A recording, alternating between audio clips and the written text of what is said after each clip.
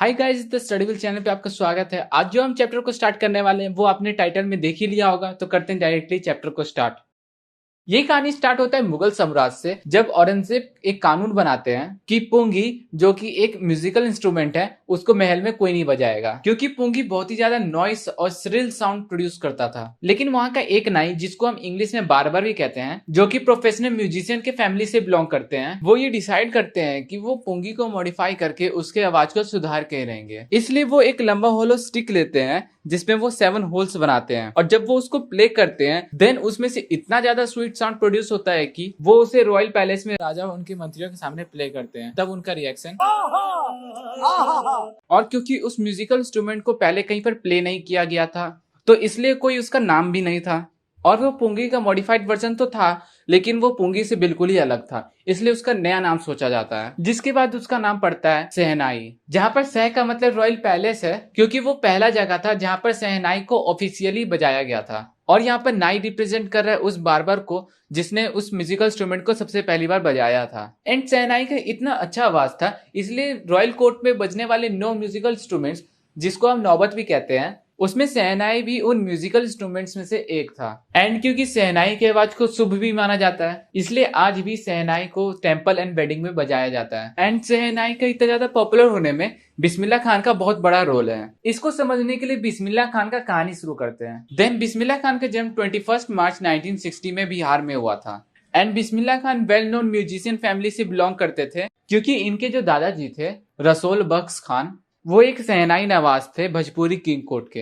And इनके जो पापा जी थे पैगंबर बख्श, वो भी एक शहनाई प्लेयर थे। इनफैक्ट इनके मामा जी, जिनका नाम अली बख्श है, वो भी एक शहनाई प्लेयर है। और इनका जो मेन सोर्स ऑफ इनकम है वो बनारस में विष्णु टेम्पल में शहनाई बजाना है। एंड बिस्मिल्लाह खान के घर में और भी कई लोग हैं जो कि शहनाई से जुड़े हुए हैं। एंड बिस्मिल्लाह खान जब 3 साल के होते हैं तब उनकी माँ उनको उनके मामा जी के पास यानी कि बनारस लेके जाती हैं। एंड बिस्मिल्लाह खान के मामा जी जब भी अपने शहनाई बजाने का प्रैक्टिस करते थे, तब बिस्मिल्लाह खान उनको बड़े ही इंटरेस्ट से देखते थे। एंड जब भी उनके मामा जी बनारस के विष्णु टेम्पल में जाते थे शहनाई बजाने के लिए, तब बिस्मिल्लाह खान उनके साथ जाते थे। एंड उनके मामा जी को वहां पर घंटों तक शहनाई बजाना रहता था, तब बिस्मिल्लाह खान उनके साथ बैठे रहते थे।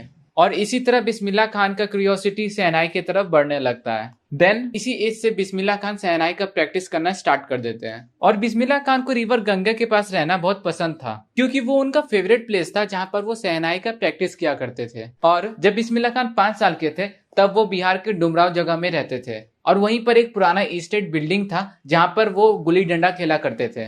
एंड बिस्मिल्लाह खान को बिहारी जी टेम्पल में बुलाया जाता था ताकि वो भोजपुरी में चैता गा सके, जिसके बदले उनको रिवॉर्ड के रूप में एक 1.25 केजी का लड्डू मिलता था, जो कि वहाँ के लोकल महाराजा की तरफ से दिया जाता था। और जब बिस्मिल्लाह खान 14 साल के होते हैं तब वो अपने मामा जी के साथ इलाहाबाद म्यूजिक कॉन्फ्रेंस में जाते हैं, जहाँ पर जैसे ही उनका परफॉर्मेंस खत्म होता है तब उस्ताद फैयज खान, जो कि उस वक्त के पॉपुलर लोगों में से एक थे, वो उनसे इतना इम्प्रेस हो जाते हैं कि उनके पीठ पे थपथपाते हुए कहते हैं, अगर तुम इसी तरीके से मेहनत करोगे तो एक दिन बहुत ही बड़ा नाम बनाओगे। एंड इसके बाद 1938 में जब लखनऊ में ऑल इंडिया रेडियो खुला था तब उनको एक बिग ब्रेक मिला था। लेकिन यहाँ पे बिग ब्रेक का मतलब बहुत ही बड़ा रुकावट नहीं है, बल्कि एक बहुत ही बड़ा अपॉर्चुनिटी है, क्योंकि बिस्मिल्लाह खान को वहां पर शहनाई बजाने के लिए कहा गया था। और फिर इसके बाद बिस्मिल्लाह खान बहुत फेमस हो जाते हैं, क्योंकि उनके शहनाई को ऑल ओवर द इंडिया में बहुत ही ज्यादा सुना जाने लगा था। एंड इसके बाद 15 अगस्त 1947 को जब इंडिया को इंडिपेंडेंस मिला था, तब वो पहले इंडियन पर्सन थे जिन्होंने नेशन को ग्रीट किया था अपने शहनाई से।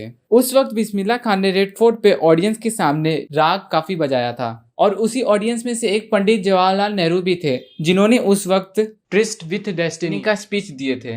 लेकिन ये तो बात हो गया बिस्मिल्लाह खान के ऑल ओवर द इंडिया के बारे में। अब थोड़ा इंडिया से बाहर जाते हैं। देन बिस्मिल्लाह खान का जो सबसे पहले इंटरनेशनल ट्रिप था वो था अफगानिस्तान में, जहां पर उन्होंने अफगानिस्तान के किंग जाहिर शाह के लिए परफॉर्म किया था। और वो इतना इम्प्रेस हो गए थे कि उन्होंने बिस्मिल्लाह खान को पर्शियन कारपेट और ढेर सारा मेमोरेबल ऑब्जेक्ट दिया था गिफ्ट के रूप में। लेकिन बिस्मिल्लाह खान का जादू सिर्फ अफगानिस्तान तक नहीं था, क्योंकि उन्हें यूनाइटेड स्टेट ऑफ अमेरिका में भी बुलाया गया था ताकि वो लिंकन सेंटर हॉल में परफॉर्म कर सके। और बिस्मिल्लाह खान ऐसे पहले इंडियन थे जिनको वहां पर बुलाया गया था। और इसी के साथ बिस्मिल्लाह खान वर्ल्ड एक्सपोजिशन का भी पार्ट रह चुके हैं, जो कि मॉन्टेरियल में है, और कैनिस art festival and Osaka trade fair का भी पार्ट रह चुके हैं। और बिस्मिल्लाह खान इंटरनेशनल में इतना ज्यादा मशहूर हो चुके थे कि तेहरान में एक ऑडिटोरियम था जिसका नाम चेंज करके ताहार मॉस्की उस्ताद बिस्मिल्लाह खान रख दिया गया था। ये सब चीज देखने के बाद हमें ये तो पता चल रहा है कि Bismillah Khan all over the world में बहुत ही ज्यादा मशहूर थे, पर फिर भी पूरा दुनिया घूमने के बावजूद भी बिस्मिल्लाह खान को इंडिया ही पसंद था। क्योंकि एक बार यूनाइटेड स्टेट ऑफ अमेरिका से सेनाई स्कूल का एक स्टूडेंट बिस्मिल्लाह खान से ये कहता है कि वो अगर बनारस का एटमॉस्फेयर यहाँ पर रिक्रिएट कर देगा देन वो यहाँ पर रहना चाहेंगे कि नहीं। देन इस बात पे बिस्मिल्लाह खान कहते हैं अगर वो रिवर गंगा को यहाँ पर ट्रांसपोर्ट कर सके तो वो इस बात पे सोच सकते हैं। और इसी के साथ वो ये भी कहते हैं अगर वो किसी फॉरेन कंट्री में रहते हैं देन वो हमेशा इंडिया के बारे में सोचते रहते हैं, और अगर वो मुंबई में रहते हैं देन वो हमेशा बनारस और वहाँ का रिवर गंगा के बारे में सोचते रहते हैं, और वो अगर बनारस में रहते हैं देन वो डुमराव के मठ्ठा के बारे में सोचते रहते हैं। लेकिन ये तो बात हो कि वो जगह के बारे में जो कि बिस्मिल्लाह खान को ज्यादा पसंद है। आप कमेंट में लिख के ये जरूर बताइएगा कि आपको कौन सा जगह पसंद है। बिस्मिल्लाह खान के शहनाई से एक फिल्म डायरेक्टर जिनका नाम विजय भट्ट है वो इतना ज्यादा इंप्रेस हो जाते हैं कि वो अपने मूवी का नाम गूंज उठी शहनाई रख देते हैं, जो कि थोड़ा शहनाई से इंस्पायर है एंड आल्सो ये एक हिट फिल्म भी है। और बिस्मिल्लाह खान ने उस फिल्म में एक गाना भी किया था जिसका नाम खिलौना टूट गया, वो बिस्मिल्लाह खान के द्वारा कंपोज किया गया था, जो कि नेशन वाइड चैट बस्टर हो जाता है। फिल्मी दुनिया में इतने फेमस होने के बावजूद भी बिस्मिल्लाह खान ने सिर्फ 2 ही फिल्म में काम किया था। पहला विजय भट्ट का गूंज उठी शहनाई और दूसरा विक्रम श्रीनिवास का कन्नड़ वेंचर। इस बात पर बिस्मिल्लाह खान कहते हैं उनको फिल्मी दुनिया और ग्लैमर उतना ज्यादा पसंद नहीं है, इसलिए उन्होंने उतना ज्यादा वहां पर काम नहीं किया था। और इसी के साथ बिस्मिल्लाह खान को कई नेशनल अवार्ड भी मिल चुका है, जैसे पद्म भूषण अवार्ड, पद्म विभूषण अवार्ड, और 2001 में बिस्मिल्लाह खान को हाईएस्ट सिविलियन अवार्ड जिसको हम भारत रत्न अवार्ड कहते हैं भी मिला था। एंड बिस्मिल्लाह खान एक बेस्ट एग्जाम्पल है रिच इंडियन कल्चरल हेरिटेज का, क्योंकि धार्मिक मुस्लिम होने के बावजूद बिस्मिल्लाह खान नेचुरल तरीके से काशी विश्वनाथ टेम्पल में शहनाई बजाया करते थे। तो इसी के साथ होता है हमारा चैप्टर खत्म। तो करो चैनल को सब्सक्राइब। पर इससे क्या फर्क पड़ता है?